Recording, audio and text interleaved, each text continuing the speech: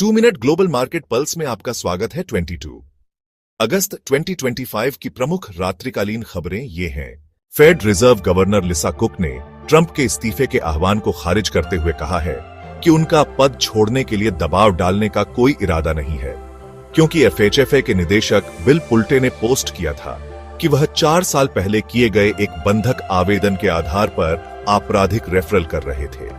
Texas house ने एक नए कांग्रेसी मानचित्र को मंजूरी दे दी है, जिससे 2026 के मध्यावधि चुनावों में रिपब्लिकन पार्टी की 5 सीटें बढ़ सकती हैं। कैलिफोर्निया में राज्य की सर्वोच्च अदालत ने गवर्नर गेविन न्यूसॉम की पुनर्वितरण योजना पर रोक लगाने से इनकार कर दिया, जिसे वह टेक्सास और अन्य जगहों पर उठाए जा रहे कदमों को संतुलित करने के लिए अपना रहे हैं। मेटा प्लेटफॉर्म्स ने 50 से ज्यादा एआई शोधकर्ताओं और इंजीनियरों को नियुक्त करने में महीनों बिताने के बाद अपने आर्टिफिशियल इंटेलिजेंस विभाग में नियुक्तियों पर रोक लगा दी है। स्थानीय मीडिया के अनुसार ली जे म्यूंग की ट्रंप के साथ शिखर वार्ता के दौरान दक्षिण कोरिया निजी फर्मों से $150 अरब के अतिरिक्त अमेरिकी निवेश का खुलासा करेगा।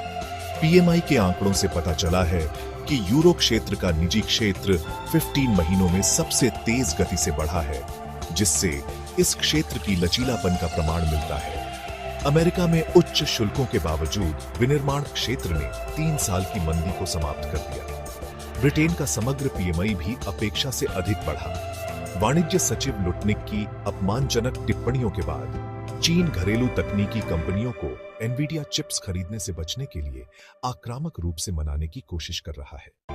राजकोषीय चिंताओं और प्रमुख निवेशकों की घटती मांग के बीच जापान के 20 वर्षीय बॉन्ड प्रतिफल 1999 के बाद से अपने उच्चतम स्तर पर पहुंच गए। 13 वर्षीय बॉन्ड प्रतिफल एक नए उच्च स्तर पर पहुंच गए।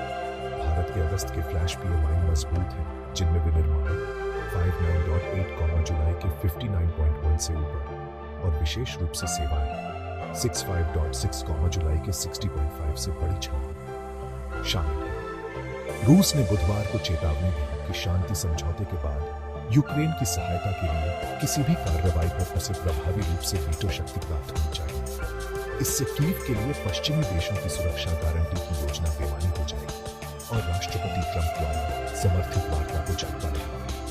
रूस के प्रधानमंत्री लावरोव ने रूस यूक्रेन के नेताओं के बीच जल्द ही होने वाली शिखर वार्ता की संभावना को भी कम करके आंका। अधिक अपडेट के लिए दी फेलो इन्वेस्टर्स से जुड़े रहे।